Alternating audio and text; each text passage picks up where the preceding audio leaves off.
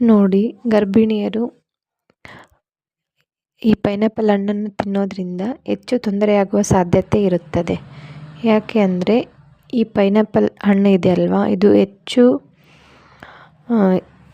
ಅಂದರೆ ತೀವ್ರ ಆಮ್ಲಿಕಾಂಶವನ್ನು ಹೊಂದಿದೆ. ಆಮ್ಲಿಕಾಂಶ ಅಂದರೆ ಇದು ಹೆಚ್ಚು ತಿನ್ನೋದ್ರಿಂದ ನಿಮಗೆ ಗ್ಯಾಸ್ಟ್ರಿಕ್ ಸಮಸ್ಯೆ ಇರ್ಬೋದು. ಈ ಸಮಯದಲ್ಲಿ ಗ್ಯಾಸ್ಟ್ರಿಕ್ ಗರ್ಭಿಣಿಯನಿಗೆ ಆಲ್ರೆಡಿ ಇರುತ್ತೆ ತುಂಬಾ, ಮತ್ತು ಈ ಹಣ್ಣು ತಿನ್ನೋದ್ರಿಂದ ಇನ್ನೂ ಹೆಚ್ಚಾಗುತ್ತೆ. ಅದಕ್ಕಾಗಿ ತಿನ್ನಬೇಡ್ದು ಅಂತ ಹೇಳ್ತಾರೆ. ಮತ್ತು ಇದಲ್ವಾ, ಇದು ಒಂದು ಅಲರ್ಜಿ ಗುಣಲಕ್ಷಣ ಹೊಂದಿದೆ. ಯಾಕಂದರೆ ಈ ಹಣ್ಣು ತಿನ್ನೋದ್ರಿಂದ ತುಂಬ ಜನಕ್ಕೆ ಅಲರ್ಜಿ ಆಗುತ್ತೆ, ವಾಮಿಟಿಂಗ್ ಆಗುತ್ತೆ. ಅದ್ರಗೋಸ್ಕರ ತಿನ್ನಬೇಡಿ ಅಂತ ಹೇಳ್ತಾರೆ. ಮತ್ತು ಈ ಪೈನಾಪಲಲ್ಲಿ ಬ್ರೊಮೆಲಿನ್ ಎಂಬ ಅಂಶ ಹೆಚ್ಚು ಇರುತ್ತೆ. ಆ ಅಂಶ ಇದೆ ಅಲ್ವಾ, ಅದು ತುಂಬಾ ಹೆಚ್ಚು ನಿಮಗೆ ವಾಮಿಟಿಂಗ್ ಆಗೋ ಥರ ಆಗುತ್ತೆ. ಮತ್ತು ಆ ಬ್ರೊಮೆಲಿನ್ ಅಂಶ ಇದೆ ಅಲ್ವಾ, ಅದು ಗರ್ಭಕೋಶದ ಸ್ನಾಯುಗಳನ್ನು ತುಂಬ ಮೃದುಗೊಳಿಸುತ್ತೆ. ಅದಕ್ಕಾಗಿ ತಿನ್ನಬಾರ್ದು ಅಂತ ಹೇಳ್ತಾರೆ. ನೀವು ಗರ್ಭಿಣಿ ಇದ್ದಾಗ 1 ರಿಂದ 3 ತಿಂಗಳು ತಿನ್ನದೇ ಇದ್ರೇ ತುಂಬ ಒಳ್ಳೆಯದು. ಈ ಹಣ್ಣನ್ನು ತುಂಬ ಬಯಕೆ ಏನಾದರೂ ಇದ್ದರೆ 1 ಪೀಸ್ ತಿನ್ನಿ ಸಾಕು, ಅದು 3 ತಿಂಗಳ ನಂತರ. ಓಕೆನಾ. ಮತ್ತು ನೋಡಿ, ಈ ರಾ ಪಪ್ಪಾಯ ಇದೆ ಅಲ್ವಾ, ಈ ರಾ ಪಪ್ಪಾಯ ಗರ್ಭಿಣಿಯರು ತಿನ್ನೋದ್ರಿಂದ ತುಂಬಾ ಅಪಾಯಕಾರಿ. ಇದು ಹೆಚ್ಚು ಹೀಟ್ ಪದಾರ್ಥ ಅಲ್ವಾ, ಅದಕ್ಕೋಸ್ಕರ ಪಪ್ಪಾಯವನ್ನು, ಅದರಲ್ಲೂ ರಾ ಪಪ್ಪಾಯ ಮಾತ್ರ ತಿನ್ನಲೇಬೇಡಿ. ನಿಮ್ಮದು ಡ್ಯೂರಿಂಗ್ ಪ್ರೆಗ್ನೆನ್ಸಿ ಅಂದರೆ ಡೆಲಿವರಿ ಆಗೋವರೆಗೂ ಅದು ತಿನ್ನದೇ ಇದ್ದರೆ ತುಂಬಾ ಒಳ್ಳೆಯದು. ನೋಡಿ, ಯಾಕಂದರೆ ಈ ರಾ ಪಪ್ಪಾಯ ಇದೆ ಅಲ್ವಾ, ಇದರಲ್ಲಿ ತುಂಬಾ ಇದು ಹೀಟಿನ ಅಂಶ ಹೆಚ್ಚು ಹೊಂದಿರುತ್ತೆ. ಮತ್ತು ಇದು ಲೆಟೆಕ್ಸ್ ಎಂಬ ಒಂದು ಅಂಶವನ್ನು ಹೊಂದಿರುತ್ತೆ. ಆ ಅಂಶ ಇದೆ ಅಲ್ವಾ, ಗರ್ಭಕೋಶದ ಸ್ನಾಯುಗಳಿಗೆ ಬಿಗಿತವನ್ನು ಉಂಟು ಮಾಡುತ್ತೆ.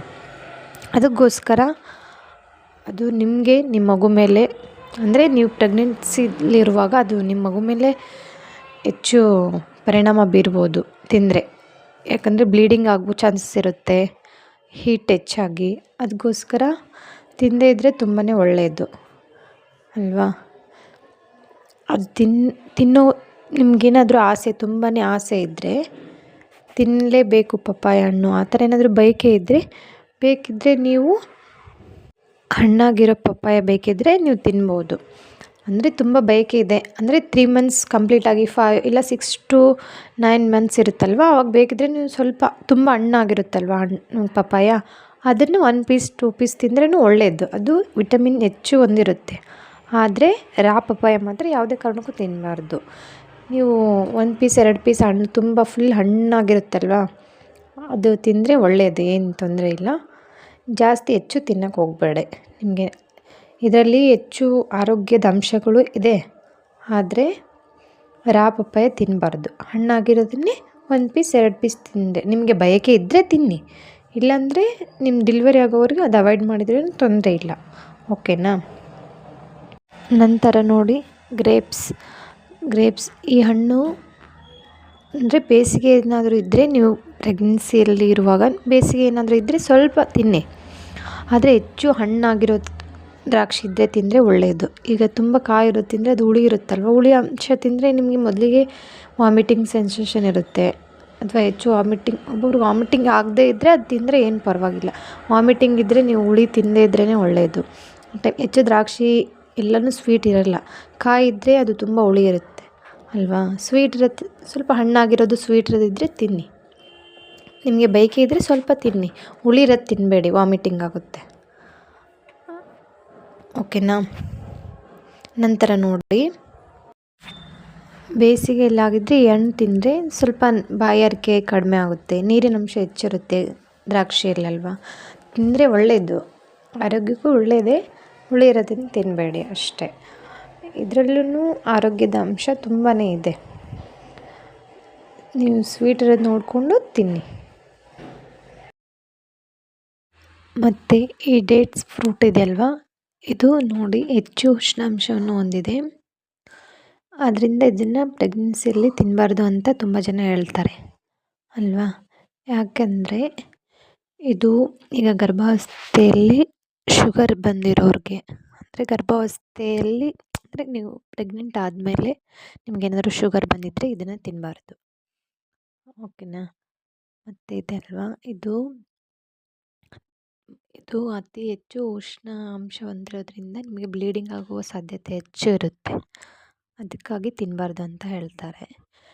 ಆದರೆ ನಿಮಗೆ ಏನಾದರೂ ಬಯಕೆ ಇದ್ದರೆ, ಆಸೆ ಏನಾದರೂ ಇದ್ದರೆ ತಿನ್ನಬೇಕು ಅನ್ನೋದಿದ್ದರೆ ನೀವು 9 ಮಂತ್ಸ್ ಇದೆ ಇವಾಗ 8 ಮಂತ್ಸ್ ಕಂಪ್ಲೀಟ್ ಆದಮೇಲೆ 9 ಮಂತ್ಸ್ ಬೆಳೀತಲ್ವ, ಆ ಟೈಮಲ್ಲಿ ತಿಂದರೆ ಒಳ್ಳೆಯದು. ಹಾಗೆ ಇದು ಮಗುನ ಆರೋಗ್ಯಕ್ಕೂ ಒಳ್ಳೆಯದು, ಮೂಳೆಗಳನ್ನೆಲ್ಲ ಗಟ್ಟಿ ಮಾಡುತ್ತೆ. ಆದರೆ ನೀವು 8 ಮಂತ್ಸ್ ಒಳಗಡೆ ತಿನ್ನಬಾರ್ದು ಯಾವುದೇ ಕಾರಣಕ್ಕೂ. 9 ಮಂತ್ಸ್ ರನ್ನಿಂಗ್ ಇರುತ್ತಲ್ವ, ಆ ಟೈಮಲ್ಲಿ 1-2 ದಿನದಲ್ಲಿ ತಿಂದರೆ ಒಳ್ಳೆಯದು. ಹಾಲಲ್ಲಿ ನೆನೆ ಹಾಕ್ಬಿಟ್ಟು ತಿಂದರೆ ಒಳ್ಳೆಯದು. ಓಕೆನಾ? ಅದಕ್ಕಿಂತ ಮುಂಚೆ ತಿಂದರೆ ಹೆಚ್ಚು ಉಷ್ಣ ಇರೋದರಿಂದ ನಿಮಗೆ ತೊಂದರೆ ಆಗೋ ಸಾಧ್ಯತೆ ಇದೆ. ಅದಕ್ಕಾಗಿ ತಿನ್ನಬೇಡ ಅಂತ ಹೇಳ್ತಾರೆ. ಮತ್ತು ಪ್ರೆಗ್ನೆನ್ಸಿಯಲ್ಲಿ ಆಲ್ರೆಡಿ ನಿಮ್ಮದು ಮಗು ಒಳಗಡೆ ಪ್ರೆಗ್ನೆಂಟ್ ಇರೋದ್ರಿಂದ ಮಗುವಿನ ತೂಕ ನಿಮ್ಮ ತೂಕ ಹೆಚ್ಚಾಗೇ ಇರುತ್ತೆ ಅಲ್ವಾ. ಈ ಹಣ್ಣು ತಿನ್ನೋದ್ರಿಂದ ನಿಮಗೆ ವೇಟ್ ಗೇನ್ ಆಗೋ ಚಾನ್ಸಸ್ ಇರುತ್ತೆ, ವೇಟ್ ಜಾಸ್ತಿ ಆಗುತ್ತೆ. ಅದಕ್ಕೋಸ್ಕರನೂ ತಿನ್ನಬೇಡಿ ಅಂತ ಹೇಳ್ತಾರೆ ಈ ಹಣ್ಣನ್ನು ಹೆಚ್ಚು. ಓಕೆನಾ?